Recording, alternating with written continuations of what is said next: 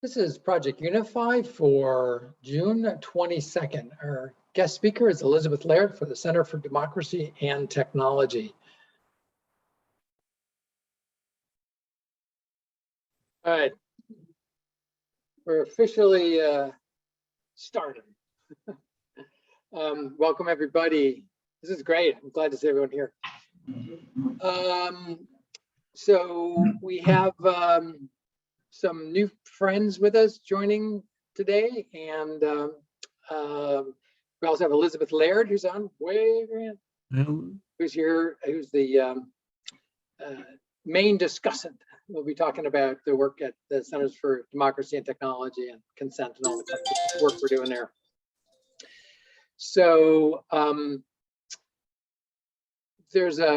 put together a little agenda here for us to go with, just because I couldn't help myself.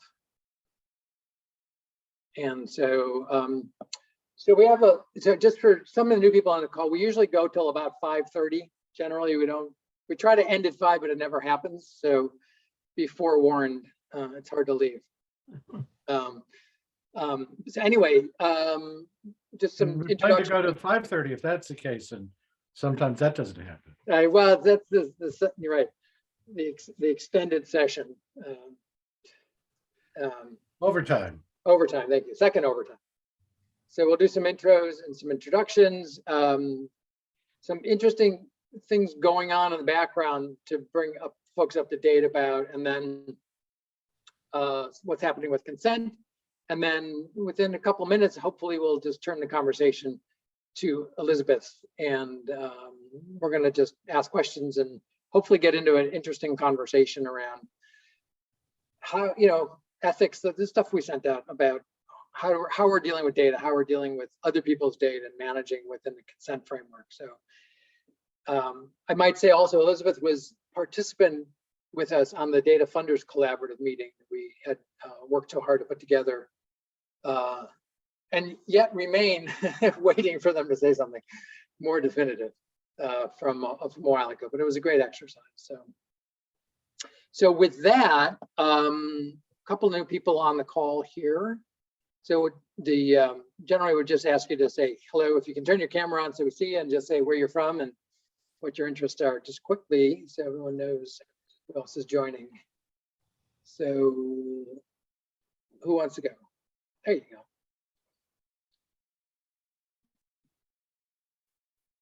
Marielle, why don't you talk? Okay, I'll start. Thank you, Daniel. My name is Muriel Lemoy. I'm located in Oakland, California. I'm with Blue Shield of California's Industry Initiatives team, and we focus, among other things, on data sharing and addressing social determinants of health.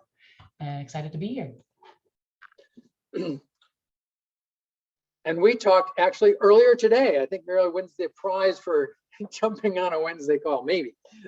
I'm glad you made it. It's great. And, happy to be here. Thanks. Continue the learning here. So who else is new? Gregory? Oftentimes calling people who have been here in the past. So. I'm sorry, I was trying to find my mute button. Greg Harris, I'm the Chief Technology Officer at NewWave, and I work with Aaron a lot. Excellent. Don't hold that against him, guys, please.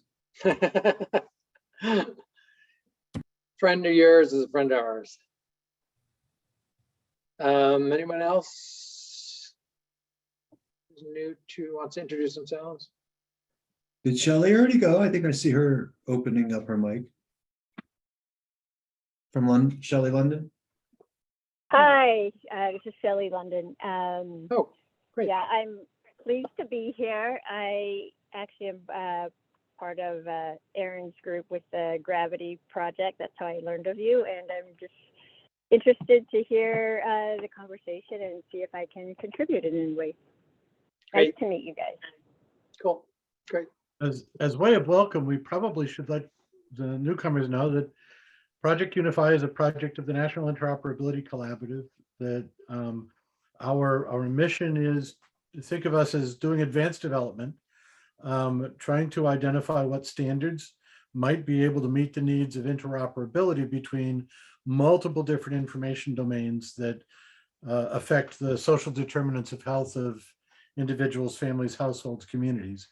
including interoperability between healthcare and social care, between healthcare, social care, and education, justice, homeless management information systems, housing, childcare, child welfare, early intervention. So you name it, we're worried about how do we do interoperability between them, but we do not define standards on our own. What we do is try to identify what standards already exist, and or in a few cases, like in the case of ICFIS, motivate other folks to stand up new standards efforts to sort of fill the gaps that we identify. Rules of play. If you don't understand an acronym, put it in the chat.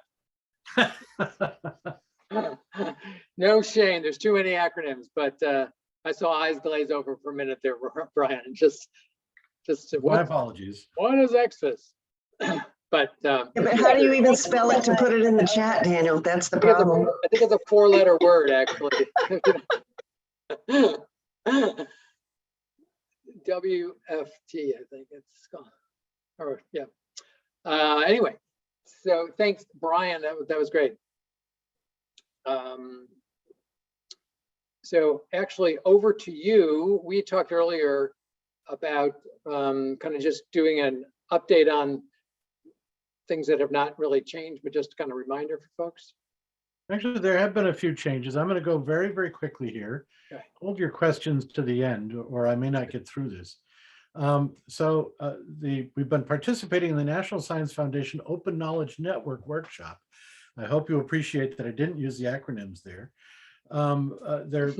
Eric Jan, Paul Wormley, myself, Matt Bishop, I'm sure a few others, completed in a worked in a multi-month workshop process with proposals for how various projects under consideration could work together as part of a broader prototype open knowledge network. And these projects that we were proposing included a decarceration proposal, family reunification, community care, integrated justice, homeless services, NEEM ontology, consent,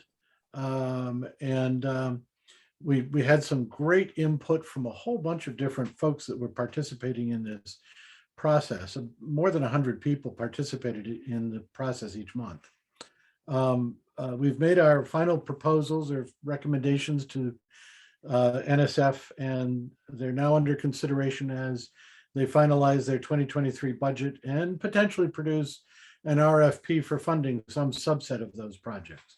So we'll find out probably towards the end of the summer what projects they decided to back and put out an RFP in support of. The Gravity Project, the Gravity Community Working Group, they're the folks that define various codes for food insecurity, housing, et cetera, is on hiatus for the summer. In the fall, we will be addressing food access, neighborhood safety, and digital inequity domains. The Gravity Fire Referral Working Group, the Clinical Care SDOHIG, the meetings have been temporarily given over to our good friends working on the CMS Connectathon prep, from whence we get Shelley and Aaron and Greg. So welcome from the other side of our efforts here. And also at least 5 of our UNIFY participating organizations are bringing code or likely to bring code to the party, which is a pretty big deal given past Connectathons didn't do a whole lot of connecting and instead did a lot of presenting. They really should have been called presentathons. I hope you don't mind a little tease there. No, that's painfully true, right? And even this one is going to be highly scripted and orchestrated for CMS. Mm-hmm. But the next one, we really hope that get a bunch of actors at the table. Baby steps, baby steps. The HL7 Human and Social Services Working Group is starting work on mapping between Open Referral Human Services Data Specification, or HSDS, and Fire PlanNet directory profiles. So we're looking forward to that so that we can have the potential of a single directory that we can call for either healthcare services or social care services. The Direct Trust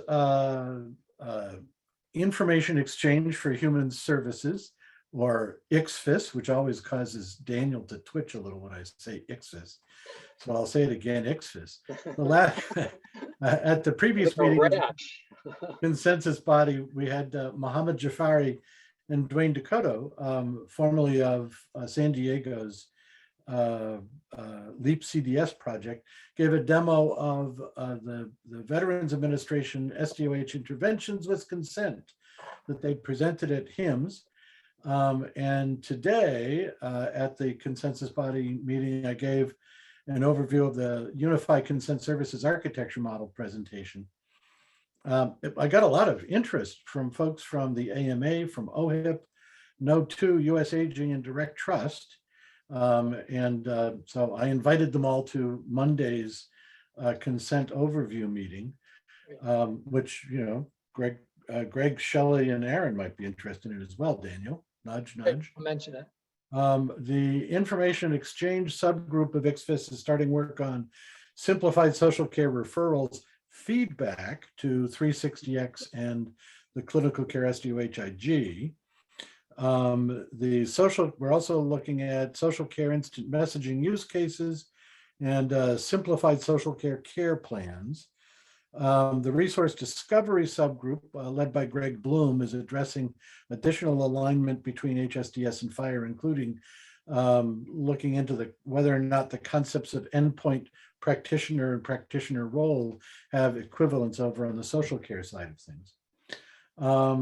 There's a new consensus body in Direct Trust called PEARLS, the Privacy Enhancing Electronic Health Records Location Service. The initial contributed proposal is based on the concept of a blockchain ledger of encrypted records containing patient IDs and their associated references to healthcare records. It falls short of full consent, but could be a component in a more comprehensive consent service utility. So it's something for us to keep in mind as part of that UNIFY consent service discussion.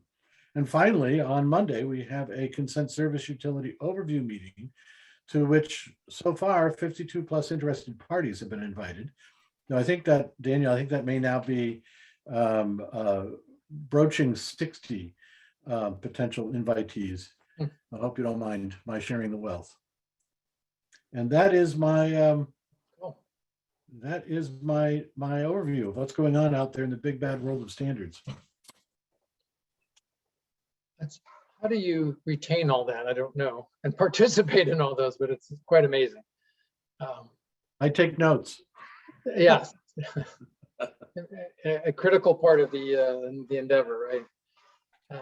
Thanks for bringing that up to speed. I'm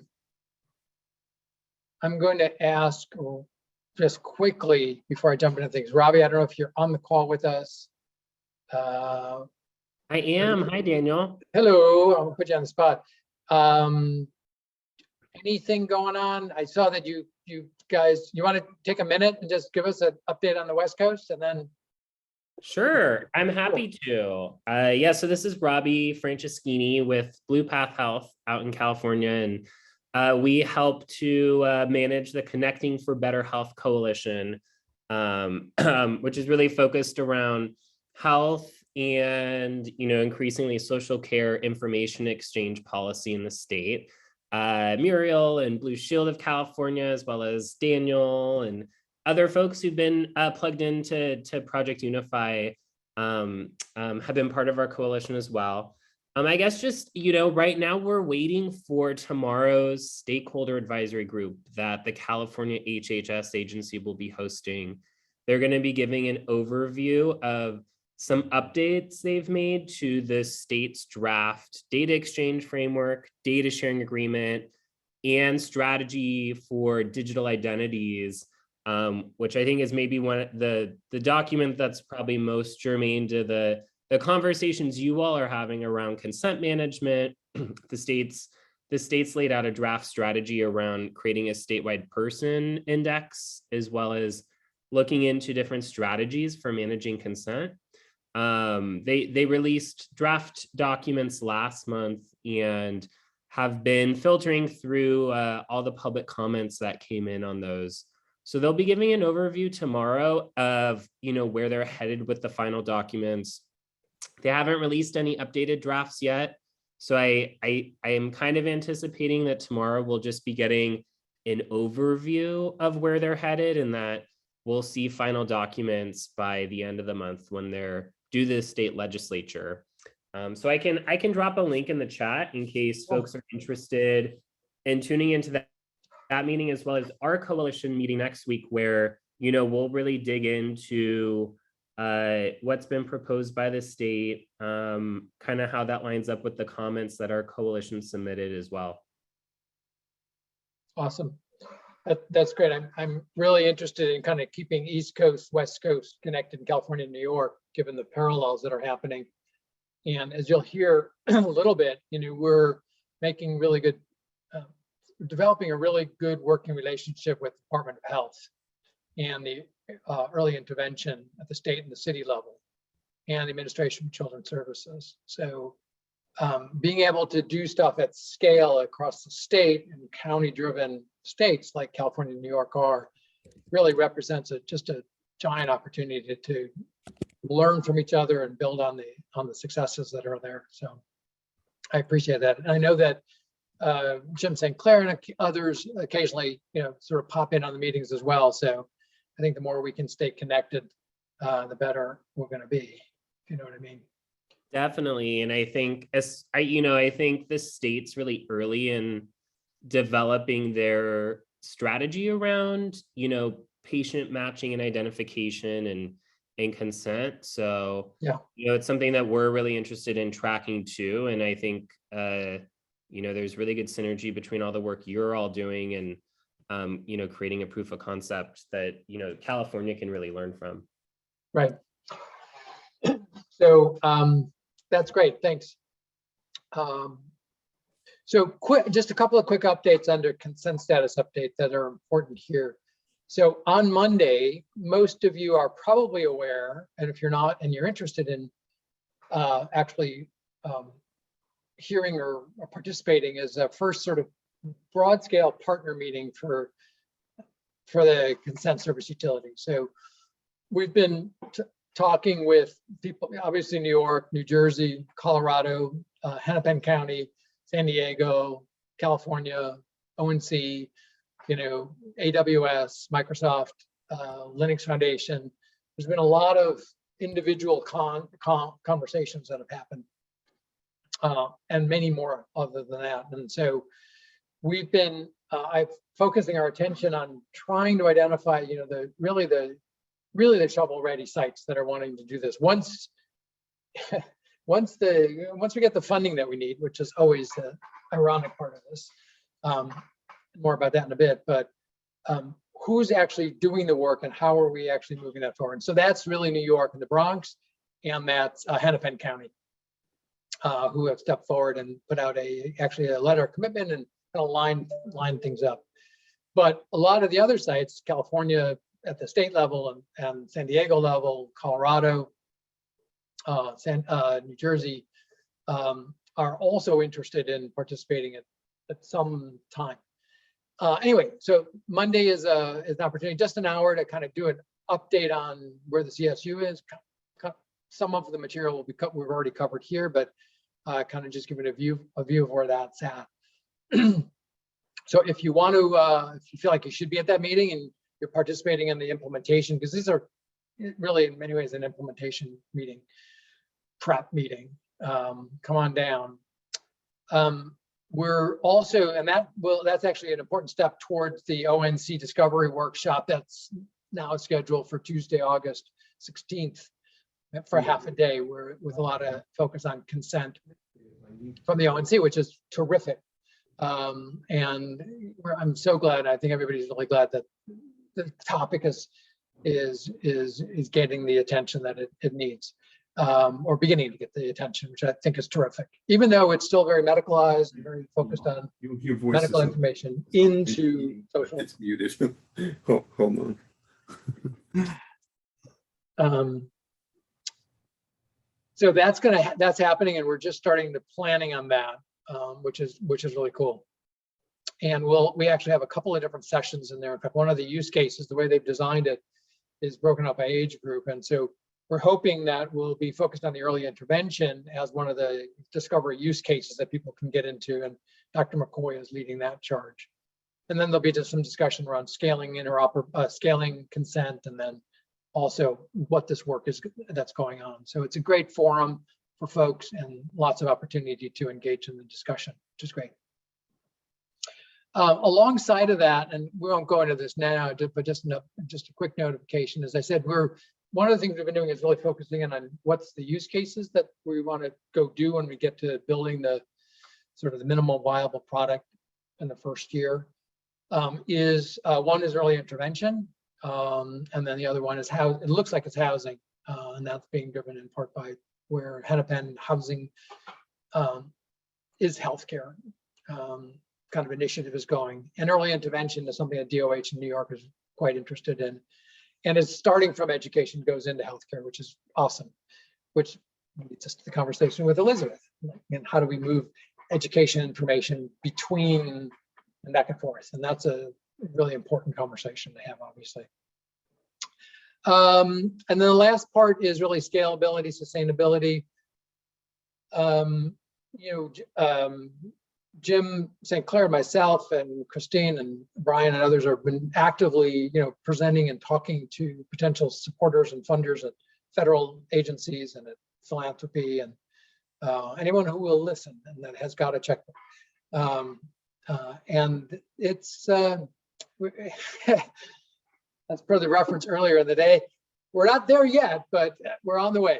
So there's certainly momentum at even the National Science Foundation kind of falls into this in some ways. They're focused on consent. ONC work, HIMSS's work, everybody's work has basically got to deal with consent. So we're moving in that direction. Good conversations, never fast enough for my liking, but we have a compelling story and enough people, more than enough people, kind of coming around this thing. So it's inevitable that it's going to happen in some way, shape, or form, and I just hope we have a chance to do it. So more about all of those things to come. Unless there's any questions, feel free to sort of comments or questions, thoughts, reflections before we dive into the conversation with Elizabeth. Love to hear what you're thinking.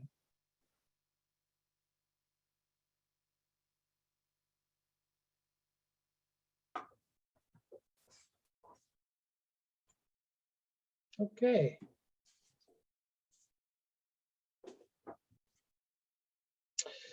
Well, okay, so as I said earlier, we have Elizabeth's.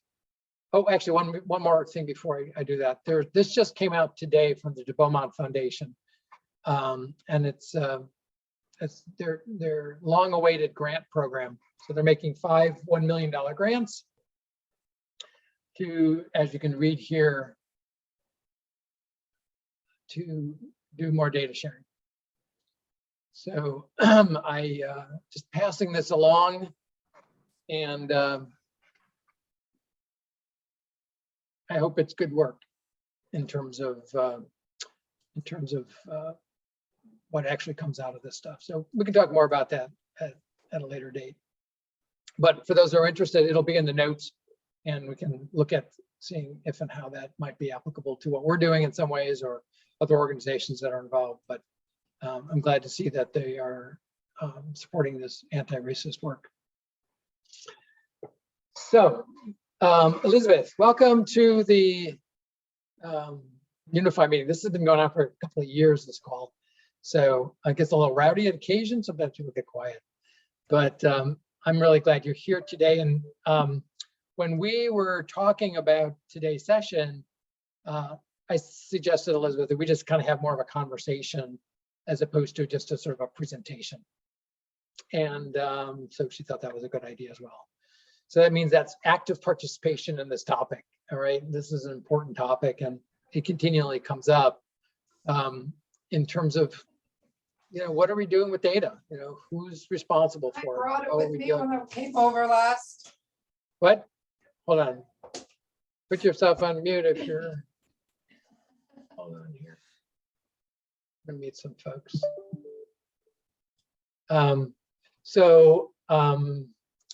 Oops, sorry, did I just mute you? Okay. There I'm you back. go. Okay, good. I was going to ask if that's what you meant by rowdy. Just shut them all down. So I was trying to remember when we met, but it was 1,000,000 years ago, right? Or maybe not 1,000,000, but a bunch of years ago, and have continued to sort of interact over the years through different forums, and always been impressed with the persistence of Elizabeth's work in and around confidentiality and privacy and children's issues and education, and how do we share data and information like that. So I'm glad you're here today to sort of start to address some of these topics. Why don't I ask you to say a little bit more about yourself, and kind of how you're coming to the work, how you're thinking about this stuff, you know, and then we can kind of get into the conversation.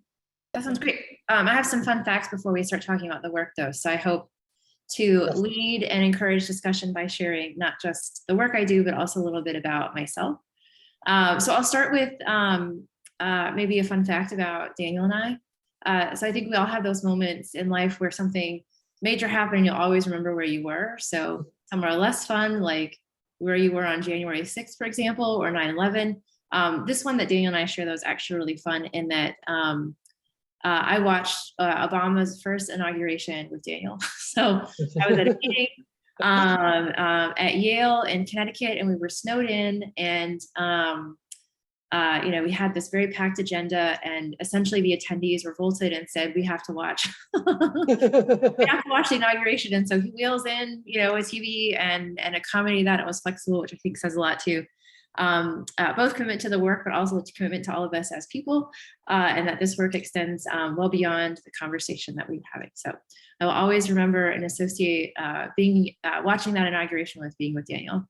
The other fun fact that I'll share as I was sort of eavesdropping at the beginning of this is, let me see, oh shoot, who was talking about the distillery in Virginia? It was near Charlottesville. That would be me, Robin Trush. Okay, Robin. So I just moved to Richmond in December. So I am a fellow Virginian, and I was listening very closely to all of the recommendations, but especially those that are in my new backyard. So you may not have known you were speaking to me, but you were speaking to me, and I that will be another moment where I remember where I was. So Robin, thank you. So those are my fun facts, but definitely want to learn more about you too in this conversation. But I'll just tell you a little bit about how I came to work on issues of privacy and data ethics in the context of sharing data across agencies. So for a long time, and how Daniel and I connected is I was a little baby advocate. I was like, just finished my master's degree and really believed in the power of data. Mostly my background was in education. So sharing data between schools and other agencies to better serve children. And I was like, it's so crazy that this isn't happening. And so spent 7 years advocating for the better collection of information about children, how that can be shared responsibly, to coordinate services, to better understand their experiences, to conduct research, to make better policy decisions, and mostly focused on advocacy at the state level.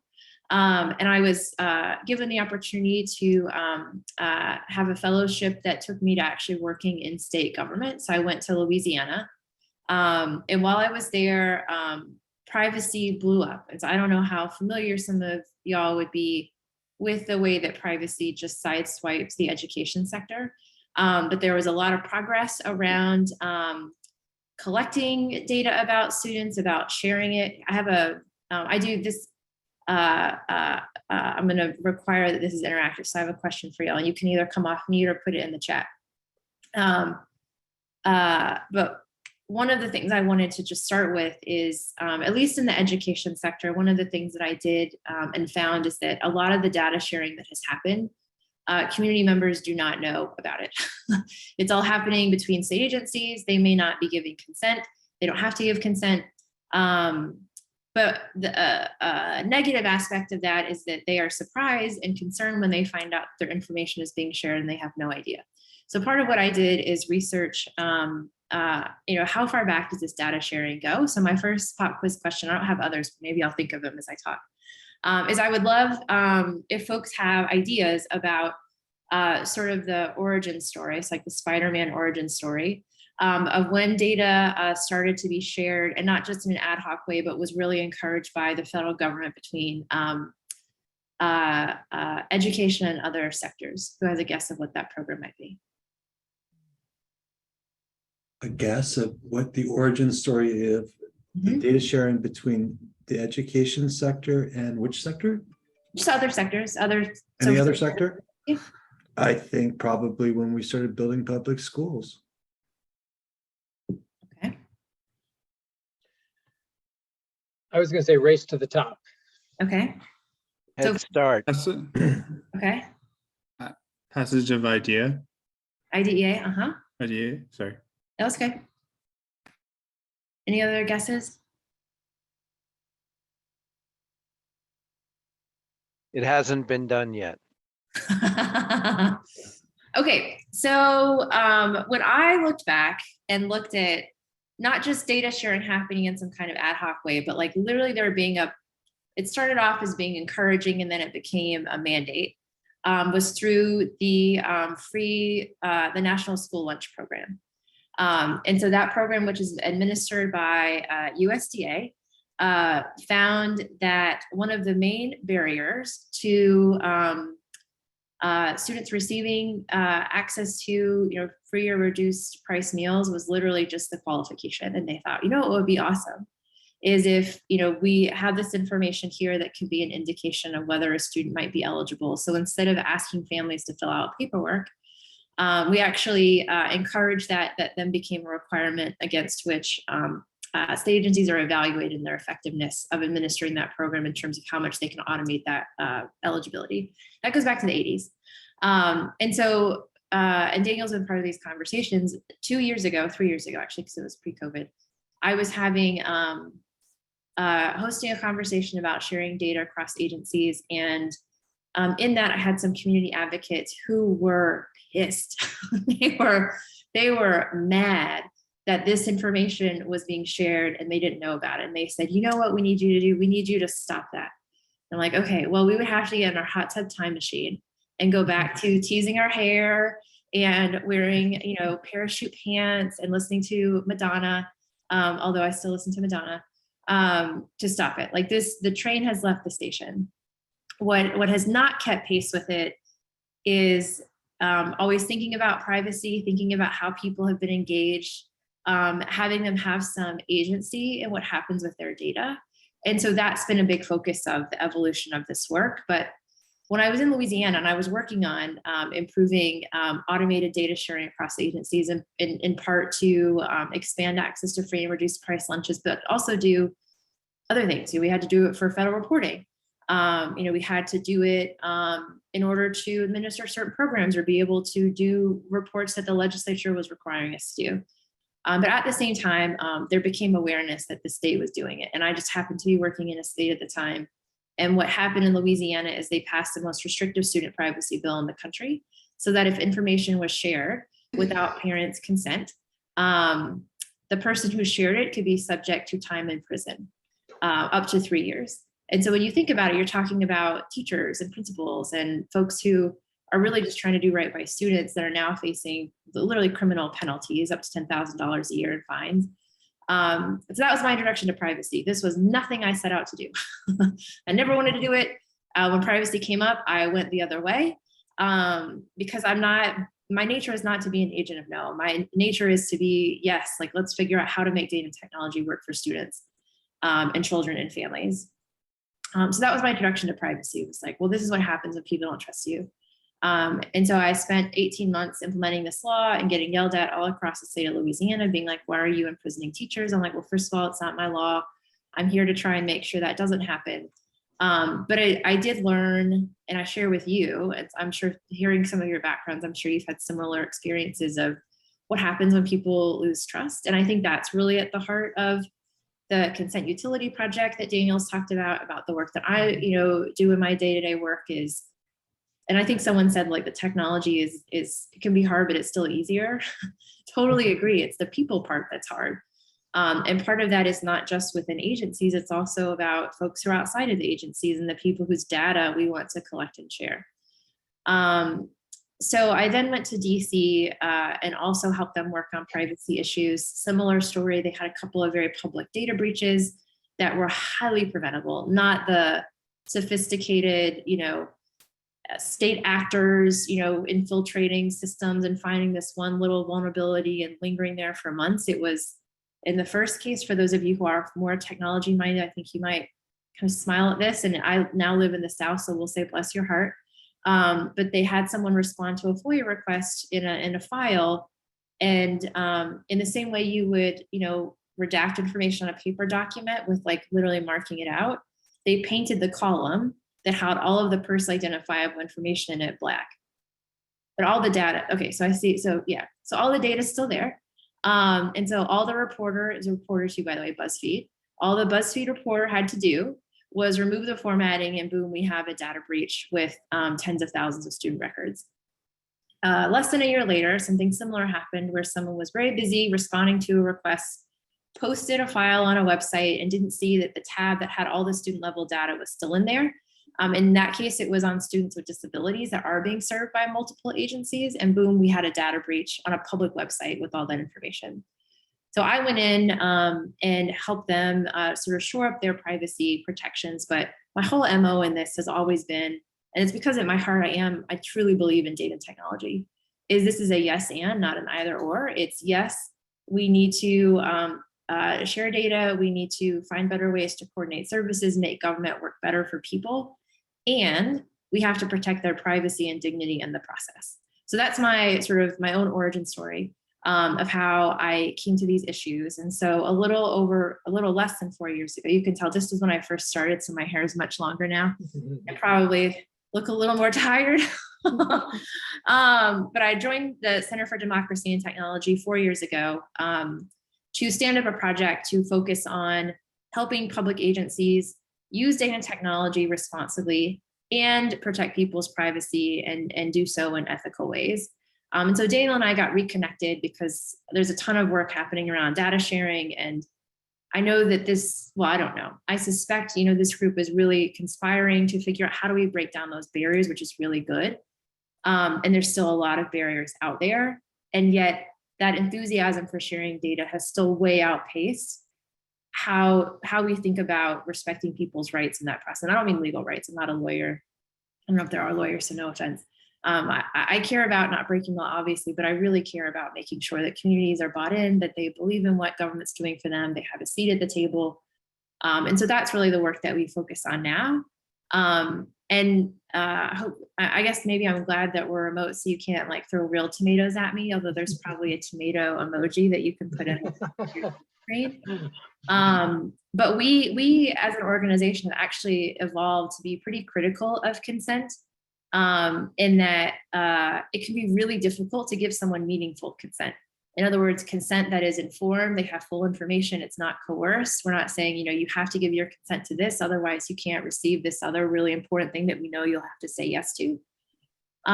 Which is why I was excited and am excited about this potential partnership where like the consent utility being able to demonstrate that there is a way to do meaningful consent and make sure that folks aren't coerced and that they see benefits and they see benefits in it, they're brought along, they don't find out after the fact. So anyways, that's a long-winded way of answering your question, Daniel, about how I ended up talking to y'all on a Wednesday at 4:50 p.m. Great intro. So much in there. And thank you for reminding me of Obama. I'll never forget it. No, it was a seminal moment in time. Yeah, it was a great opportunity to engage in that amazing stuff.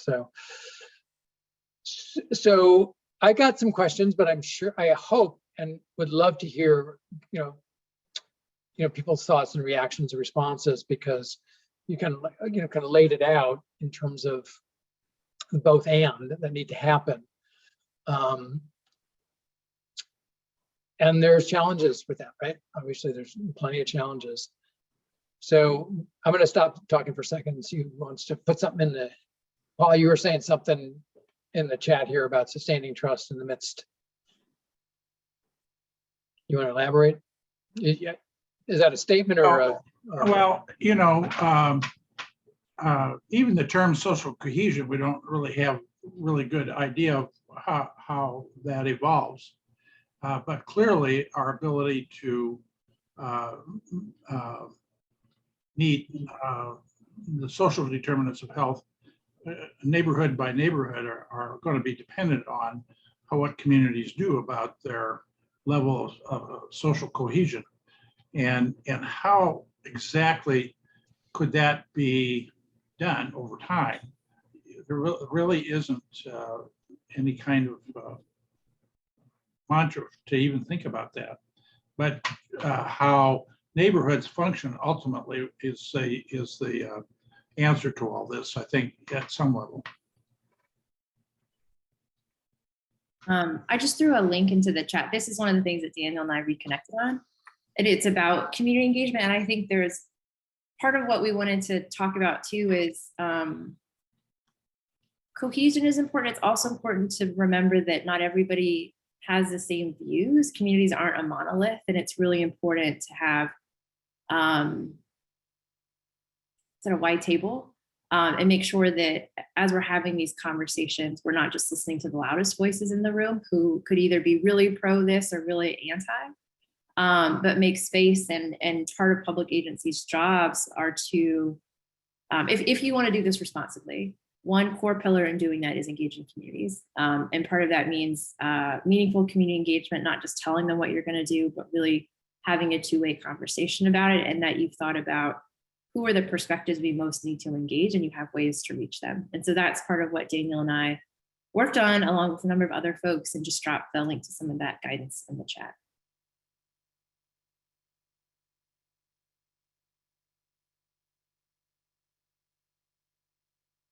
So Aaron has a question. Yeah, I was kind of at the how do you not do consent? It's about coercion, right? It's how do you?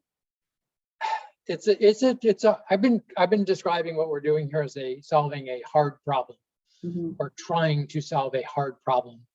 And that was it. I said this to a couple of people the last couple of days. That's something I heard recently on NPR, but then it reminded me of the time we spent at Hopkins with folks there in Bloomberg talking about solving hard public health problems. They're not obvious. You need the rocket scientists in the room to help figure some of that stuff out. Yeah. Aaron, it looks like, can I pick on you for a second? Can we have a conversation? Okay. I love it. Also, is it okay if I call you Aaron, and please call me? Yeah, so let me show, so I've been working on the standards related to consent. So I got involved when my son was diagnosed with autism, and I became the family caregiver, blah, blah, blah, blah, blah. Consent, will you sign this form? Sure, I'll sign anything, right? Which, a decade later, I was like, what the hell was I signing, right? But on the technical side, I go, another decade goes by, and I'm like, here's how I can make it very meaningful, but almost unadoptable and not very human-centered, right? You have to sign a consent that is very specific. You're authorizing me to reshare your clinical data with a non-covered entity who's going to provide you with services for your transportation needs. And you need to sign 400 of these consents to go through your daily life with your family. So the question really is, I haven't been able to figure it out. Like, there's no, it's really hard to favor one designer over the other without a whole lot of information about the participating parties, right? So like my son with autism, I bring it up because his IEPD was a big part of what I wanted to share. And you would have thought I was asking for the original copy of the Constitution when I requested it from my county. What do you want that for? You're going to sue us? I'm not gonna sue you. I want to share it with his doctor so that you can Get work. rights to it either way. Right, so it was it's just it's and I remember I just find I've been on pilots with consent. I've funded pilots with consent. I don't know that we've figured it out yet. Yeah, I mean, I can speak to like the evolution of why we've become more concerned about consent. And it's mostly, it can be in the public agency service coordination context, but I would say it's mostly been driven by practices we've seen by private companies. And like the most common example is how many, I wish there were more folks on camera, so I can't totally pick on you, but maybe you could put it in the chat. If you read all of the agreements that, the scrolling as you're downloading an app that says you consent for us to share your data, we're going to use it for targeted advertising, we're going to do research on it to improve our product. For those of you who have smartphones, how many of you read each of those? Nobody does. Right. Right. So we can measure the click rate and it's like 3 seconds before they're like, yep, I'm okay with that. Right. So if you think about that process, like why don't we read it? Well, are we really going to not use the app? Because like a lot of times there's not an alternative to it. It's like either you download this app or you don't get to experience some kind of core service. So those are like the consent and all of the bad practices that come along with it are so bundled and enmeshed that you can't separate. I actually want to receive this service, but I would actually, I don't want to receive your targeted ads, or I don't want this information to be redisclosed or sold to data brokers. But I think that the lessons that apply to that in a public agency context are one, and like the consent itself, like how easy is it for people to understand what they're consenting to? Related to that, how can public agencies be proactive and just take some of those things that folks may be worried about just off the table? And so in our context, one thing that we hear about that folks are worried about is maybe I've consented to share this information with an agency and they want to turn around and use it for something that I don't want them to use it for. And it can be in the context of law enforcement or immigration. What kind of backstops can agencies put in place to say that will just never happen? Like we will, unless we're provided a subpoena that we have to legally comply with, we're not going to voluntarily share your information with law enforcement. We don't care who asks about it. And that's related to, again, trust. Like, how do you get? But my dear friend, even the Constitution of the state of California says you have a right to your privacy, and they don't enforce it. Yeah. So we can make all these rules that are unenforceable. That doesn't change the net outcome. Well, I guess what I'm trying to respond to is the part of the question, like, what can we do? Like, what are the proactive ways to address the concerns with consent? Gotcha. And like in my experience working in state agencies, I definitely would write that into our agreements. That would go well beyond just how do I make sure we can legally do it? I would put in agreements, what can you not do with this data? Because I felt like that was my job as a steward and respecting the folks who were I was sharing their information to make sure, and we were asked by law enforcement and immigration to get that information. That happens. And we have a friendlier administration now, but you can imagine under previous administrations, there was a major chilling effect around this because there was a real risk that information would be repurposed for things that it shouldn't be. And then I also think as part of the consent is how do you think about like future uses of this information? Like one of the limitations of consent, and it goes back to, I think what Matt said, like that's another way to break trust. If you keep having to go back and say like, well, what about now? We have all these new uses, like how can you sort of write it for the future too? Not just an immediate need, but think about what are future uses of it. How can you build that into the consent process and get people meaningful alternatives? Like how are there still ways to give certain services without saying you have to share your data? Maybe there are other reasons that folks don't want to do it. So it's those kinds of things to think about that I think if this project, hopefully moves forward, we would be able to show that you can really grease the wheels around consent and sharing data to help coordinate services and take some of these limitations and downfalls of consent off the table. So it's a yes and, which Matt, is what I wanted to say in your early comment. I totally agree with what you're saying. Those are also examples of using trust, which is why we have to do both.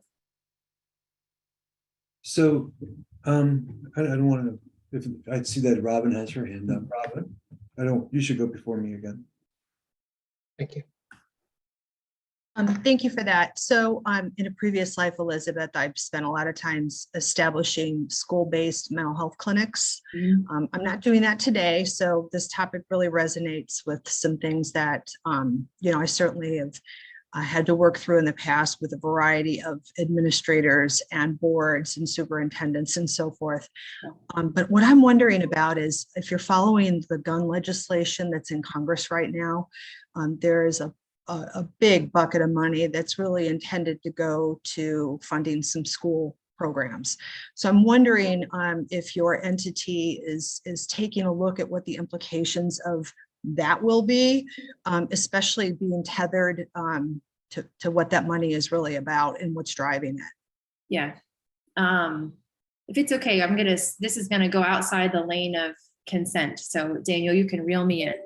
But yes, absolutely. And the three places that when I looked at it, I saw, and I'm going to answer this from like the privacy responsible tech use umbrella. The three places that I was,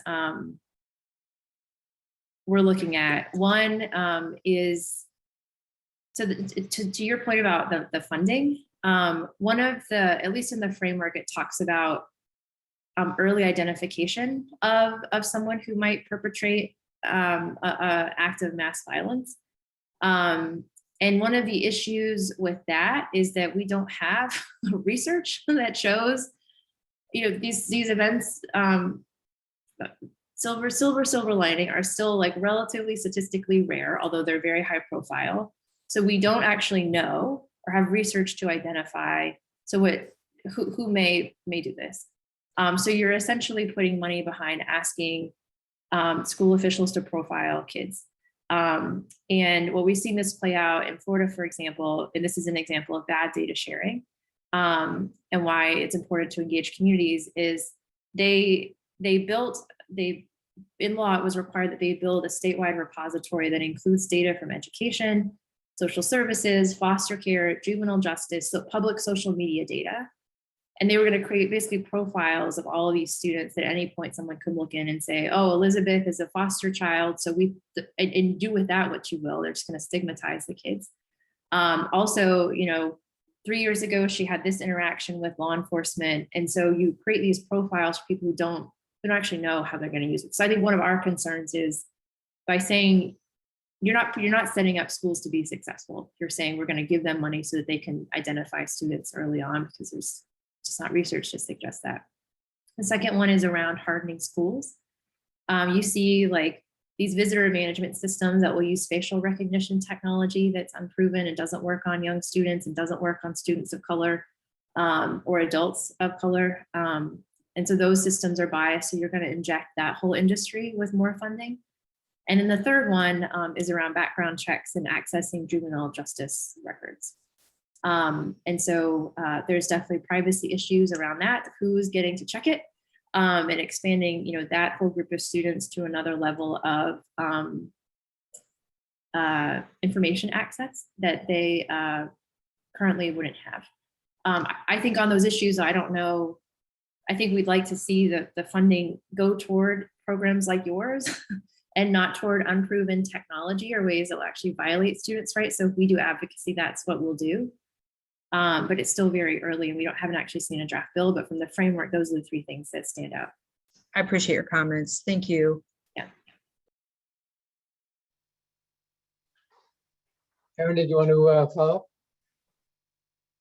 Yeah, I was writing this in the chat, but I'll say it. So the one thing you said there's a couple of things you said there that I want us to be aware around facial recognition software, right?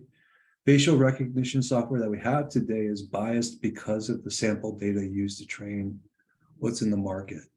The technology itself is not defective. It was the people who trained it on an all-white population and then tried to apply it to a non-white population. We can improve facial recognition for all races. It was just a bad implementation, but the technologies are indifferent, right? Whether it's trying to do facial recognition or part recognition or whatever. It's just algorithms. So I just, the way that I heard you say it, Elizabeth, was sort of like, that stuff is garbage and always will be. I don't know that that's true. I don't feel that way. It's not adequate today. Yeah, I It mean, will I be think bad. in algorithms, there will always be some level of bias because they are designed by people. And so until we eliminate any bias, anywhere, it's about managing it. So to your point, certainly certain companies are better than others. It performs, the bias can look different. And I do think over time, it's going to become less of an issue. But then I think you're still left with the sensitivity of biometrics data, which is some of the most sensitive data because it never changes. It is what it is. So if that information is ever misused or breached, there's no like backup. You're not being issued a new fingerprint or issued a new face. So the level of sensitivity that goes around biometrics data should certainly be handled differently than other less sensitive kinds of information. It's an interesting opinion. I hear you. I think when we try to solve problems at scale, right? I mean, every human being has a bias. You and I have biases for certain, right? We have to design for that. We have to think about that. That has to be included in our design, right? Yeah. And So I think maybe I'm hearing your point now that I've talked through it a little bit. You're saying, when I capture and store your face, the data that represents your face, that data is what's at risk, right? Also the use. That's very true. That's always going to be very true. And the use of it, like how it's used matters a lot. And like, I think there's a perception that algorithms are, and this is, I'm sure, not true in this group, given your tech focus, Perhaps not. data focus, but there is a perception among certain groups that algorithms are less biased than a human. Oh, really? Wow. And like, That's not true. Right. And so it's like, well, all the algorithms a representation of are people's values and, what they value, and literally you have to weight things. Like you have to decide what you care about the most and then put that into. Right. And we talk a lot about like, how do you just dispel that idea first of all, and then what are the kinds of practices and policies you could put in place to manage that bias? And to your point, totally involved, like checking it regularly and like looking for blind spots, and it's going to continue to evolve, and it should be that way. It should continue to get better and better instead of what some folks have, which is like, well, it's an algorithm, therefore it must be right. Wow. I never would have thought that in a million years. So I'm glad you pointed that out. But I do think there's always also going to have to be a failover. You can't rely on the algorithm alone. Yeah. Some things, have eminent domain, right? Only a government agent should be doing that because they're the only ones that we can hold accountable for that, right? How do you involve people? I just don't think all algorithms are evil either. No. They're not. It's what the people did with them. Yeah. That was kind of messy. I don't even think they had ill intent. They were just kind of lazy, and all they could get was a bunch of white people's pictures, and they trained their algorithms on that. Or maybe they didn't. Maybe I don't know enough about it, but maybe they only picked white people when they could have picked all the Facebook pictures of everyone. They train it on the people who design them, who are mostly white people. Yeah. Working at tech companies. Yeah, that's the real issue, because I do think that there is value in, when I'm talking about like 40 million Americans who are, well, there's 10 million dual eligibles, and for me to individually identity proof them by having an agent of the government go and visit them at home means that I'm going to spend all my money identity proofing them. Yeah. And I'm not going to have any interventions to perform, right? Yeah. So like you were saying, there's like this balancing act that policymakers have to make, that we think 80% of the population will be okay with accepting this. We have an obligation to create alternatives for those who don't trust the data or don't trust the architects or what have you. I'm with you. I'm on that. And we're working on today, we're feels like so many roads these days lead to identity management and identity verification. That's the key. Both in terms of preventing fraud and waste, which is a huge issue that we're hearing about, but also just modernizing and improving customer experience. And those things are like at odds. Like it's really difficult. It's really difficult to do. So we're actively thinking about that issue and how we can strike that right balance between modernizing this process, but also thinking about privacy, and it's tough.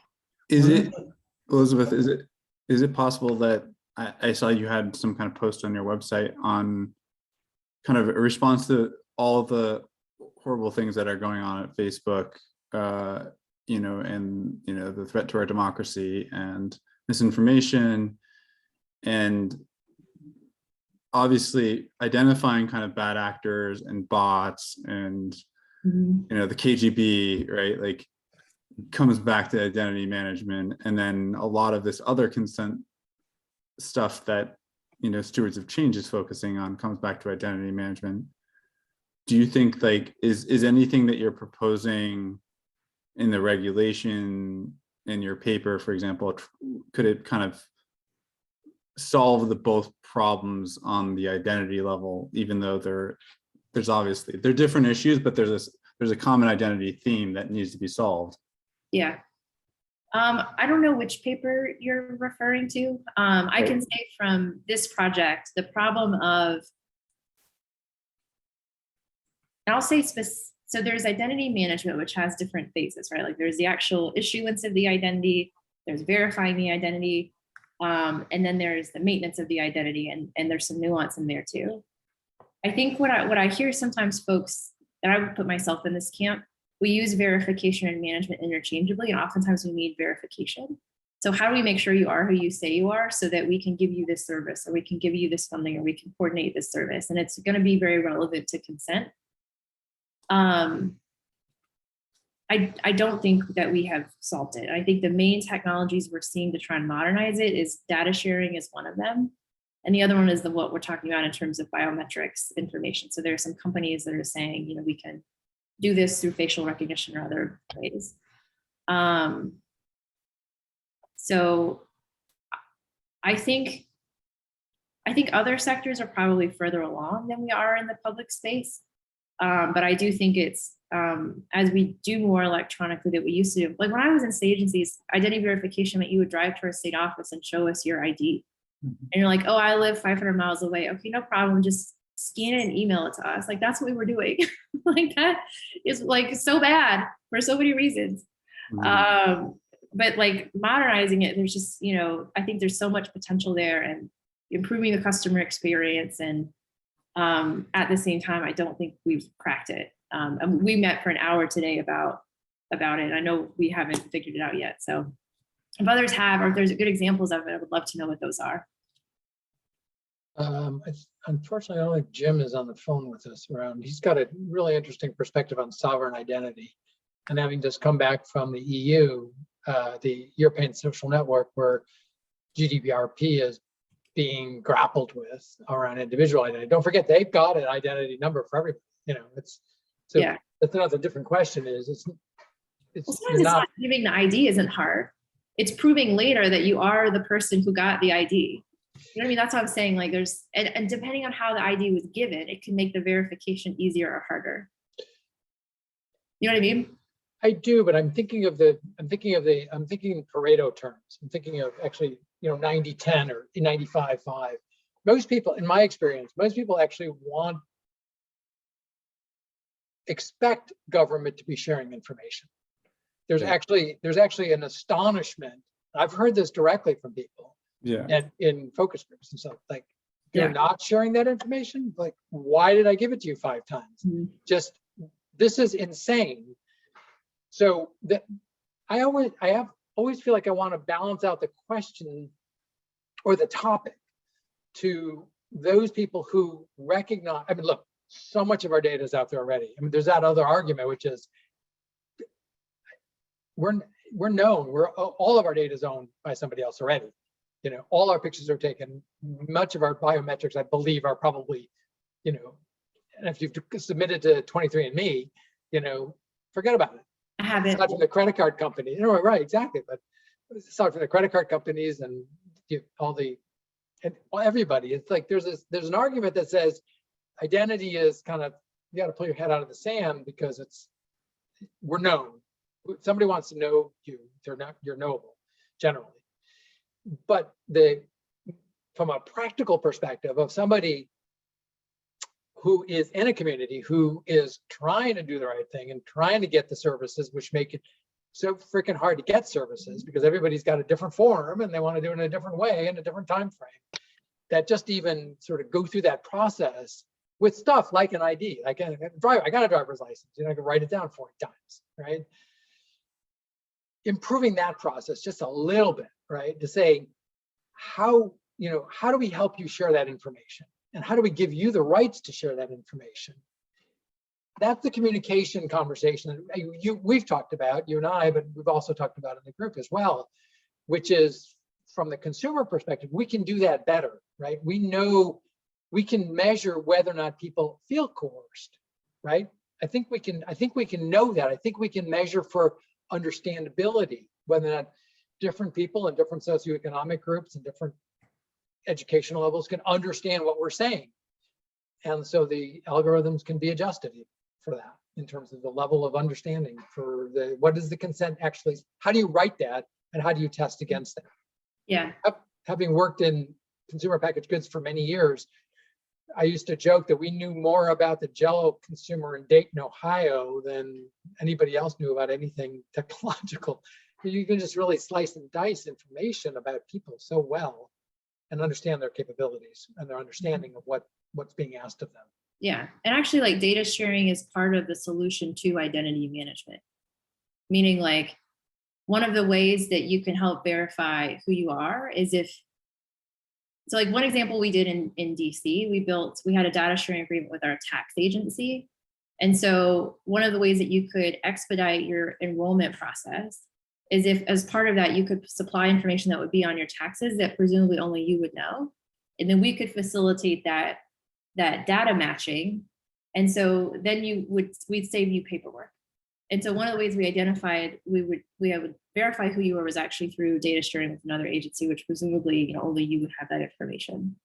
So it's related to consent, but also different. It's like an underpinning, and it's like a core infrastructure that I think public agencies are really struggling with. Knowledge-based access. Outdated. Knowledge-based access. One of the things that I've always struggled with, is I don't feel like we are serious about protecting identity in this country, right? Because the punitive laws we have approach zero. Like the breaches that you were related to, I mean, we all know 70 million people's data was, PHI was breached. They got a slap on the wrist. So I wonder, I actually don't know the answer, but like, I understand that in Estonia, a sovereign nation state, you can vote online because they figured it out. Yeah. And part of it is, I think that they cut off your right hand, or maybe it's your left hand, if you steal someone else's data. You know what I mean? So here we are, and I just don't think that the legislator has the will to really, I've never really understood who is it that is hesitant to say, yeah, you know what, if you steal somebody's data and then, have a bias against them for some reason, or there's probably a better word, but you're going to get punished. You prevent somebody from getting a job because you stole their data and found out that they have genetic predisposition to alcoholism or something, right? Well, a lot of these don't have anything like that. I don't know why. They don't have a lot of them don't have private rights of action. Like in the education space, like you can't. I don't know if y'all have been following the consumer privacy legislation, which I think it will largely leave public agencies untouched, but there's this whole gap of like the click wrap and you sign away your life, and there's no like boundaries around what public or private companies can do with your data. So we're very involved in that. And part of the discussion has been, to your point, what are the penalties if you don't follow it? Yeah. I think if we got, the hundreds of thousands of new minted lawyers that are being produced every year out of law schools, and private right of action, the real concerns that I have about like my daughter being biased against because she has an autistic brother, right? That's down there. That's not unlikely, right? Yeah. But if they were to use that, I don't have any action I can take. To Aaron's earlier point about making these, even the best laws, enforceable, right? What we need is algorithmic enforcement. We need audit trails that algorithms can ensure that laws are and regulations are being enforced, because how else do you know how a company is using that data, right? You don't. They could be using it for whatever purposes, and we have no clue, right? I think the Mandalorian could catch them though. What's interesting about this too is a lot of times you don't even need, like, especially if it's a state actor, it's more like a cyber issue than it is an identity verification issue. Because you can see, like, it's because it's at a mass scale.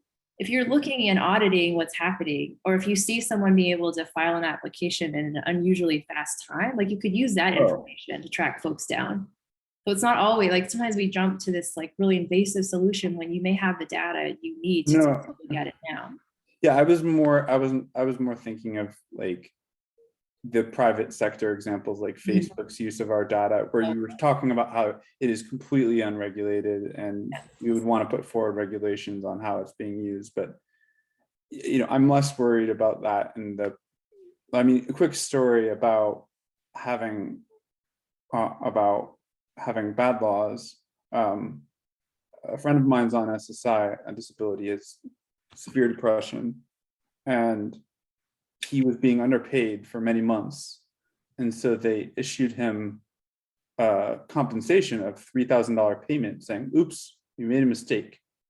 But because that $3,000 payment put him over the asset threshold for SSI, they have now come back and said, "You owe us a bunch of money because you were ineligible for SSI for many, many months," even though they were the ones that put him over the threshold. So he didn't spend the money fast enough to, you know, anyways. Yeah, that's an example. Yeah, totally. Well, I think I got us way off track of consent, I think, but hopefully. Yeah, so you know, I think that there's also an important consideration to separate out consumer, right, from personal identifiable information. Although they're related, they have to be related. But our expectation is, what does Google do with my data, as opposed to what does, you know, the county agency do, or the FQHC, or the community-based organization? How do we facilitate that information sharing, especially in light of people just willing to sign their name to anything, right? So, you know, we have some very real, hopefully, some very real opportunities to share or to get to the place where we could share that information through consent, right? And so, as I think you know, but one of the places we're focused on now, as I mentioned earlier, is on early intervention, right, as one of the use cases, so that coming out of IDEA provides a healthcare related area, which is important, and a separate funding initiative, funding source, but it's coming from education, and then ultimately goes into the practitioners, but also then ultimately into early education and into K-12, right? So you've got this valuable information that's coming through early assessment about kids who might have disabilities, all that kind of stuff, that my understanding currently, and our understanding, I would say, is it's kind of like the DOD and the VA. You know, you leave active duty and you get an empty record, and the VA doesn't talk to the DOD. Same way, early intervention doesn't really connect into the primary care network, nor does it connect into the established healthcare network, which can't then very well effectively educate the schools about health conditions or behavioral conditions or learning or whatever. So that's a very real challenge. We've identified a few points where actual consent would be required by regulation, and where it's probably recommended. And as I go all the way to the direction of saying, well, like sort of FERPA light later on, you know, like how does that information flow back and forth? So that's an area that is literally on the table as we think about that. So I want to just put that out there and, you know, take a little bit more time. Yeah, but I think it's totally possible to do both. And what I'm excited about is like y'all having the right people around the table to show everybody who says, we can't do consent or we can't do data sharing, that yes, you can do both, and this is what it looks like. Now I'm gonna tell everybody, I'm gonna be like, look at this. Go for Well, I think that's a good a summary as one could ask for at 5:30. Well, somehow we've gotten to 5:30. Yeah, we've like, I don't know if y'all could tell, but like when I started this call in Richmond, I don't know if whether it was like this in other places, but we were having a horrible storm and like literally it was like the Wizard of Oz and stuff was flying around. And now it's like totally different climate, like the sun's out. So we've all been on a journey together, whether y'all sort of knew it or not. I think I got your rain. It's up here in New York now. Yeah, it was pretty scary. Anyway, just thank you, Daniel. And thanks to all of you for all the good work that you're doing and the engaging discussion. I love going back and forth on this. And I think it's only through doing that we'll be able to solve these issues together. So thank you. Yeah. So with that, thank you. We do have, I just want to mention next week, we have, oh my, I just missed her name. The health data utility, Lisa Berry she presented to the California group and really quick presentation about the work, and the whole idea of a health data utility sort of obviously struck my interest. So I've asked her to come and talk about what that larger concept is through Civitas. And Aaron and others may be familiar with that work.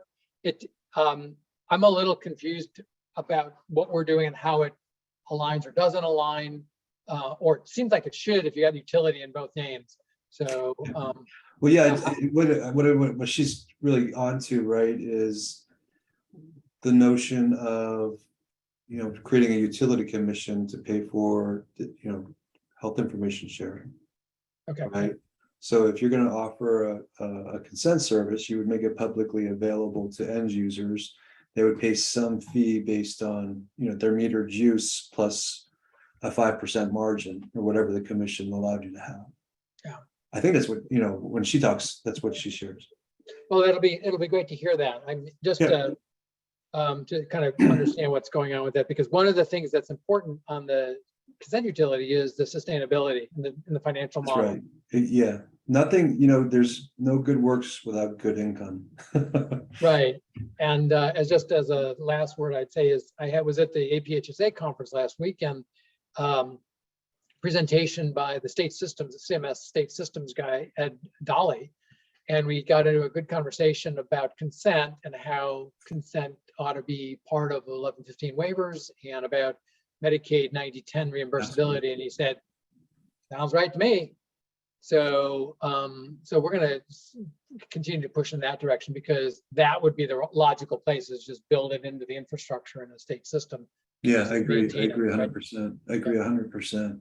Yeah. And the thing that I'm taking away, I'm going to go think about is something Matt said today about trust in government. I think that's one of our Achilles heels when we talk about creating utility services, is maybe not where you and I live right now, Daniel, but big swaths of the country don't want us helping them. So here's something. We are in overtime, double overtime, but it's worth it. One of my mentors, a guy who's been around a little bit, Dave Ross, and Dave runs the Gates Global Health Initiative out of Public Health Informatics Institute. One of the things we were talking about consent and how the CDC is thinking about it, and ONC and CMS and everybody, and politically, in Georgia and other places where he's at. And one of the things he said, which was I've been thinking hard about, is consent is really a bipartisan, bicameral issue. Because what you're doing is, if by putting the power of saying, yes, I can share my data, or no, I'm not, it's as Republican as anything, right? You're providing people the ability to manage their own data, to share it with that effing government or not, but it's in your hand. And I think that is from a positioning perspective, really important, because it's not about somebody taking my data, it's about enabling you to own it and to share it. Yeah, I still aggregating their data on their behalf to do a service for them. I know some of the folks are, just because you require consent to share it externally doesn't mean you're not using it internally for ways to trap me, Yep. All the conspiracies that go through their mind. But I do agree with you that if we can position it that way, That's the way to do it. And then trust is underneath that, right? Because Yeah. all of the people that I know who have universal consents across multiple domains actually encounter the people they're working with through community health workers and through really warm handoffs. Yeah. And really warm, it's not a machine, it's a person who you're greeting. Unfortunately, there's not more pediatricians and more family care practitioners who are who played this role for so many years. And Paul would attest to that for sure. There's that huge gap, right? Everybody who's doing SDOH is doing, you know, sort of cardiothoracic surgery now for $1 million a year. So I think part of the problem, Daniel, is that the people whose data is the focus of our conversation, they don't understand like how much they could benefit from that data being able to be reused, how they could be easier for them to access services, how they could get better care. So that's one part of it. And then the other part of it is there's a lot of data sharing that's already going on under, you know, treatment, payment, and operations and other laws that don't require consent. And they might, if they knew that was going on, they might like be nervous, even though it's like all perfectly legal. So anyway, I think you're right, but I would share the vocal portion of that population that we're talking about. Yeah, are not rational actors. They're not. They're knocking down Capitol buildings, and you know, I mean, keep your hands off my damn government Medicare. That's right. Thank you all. Thanks, guys. Be good, everybody. See you next Monday or Wednesday.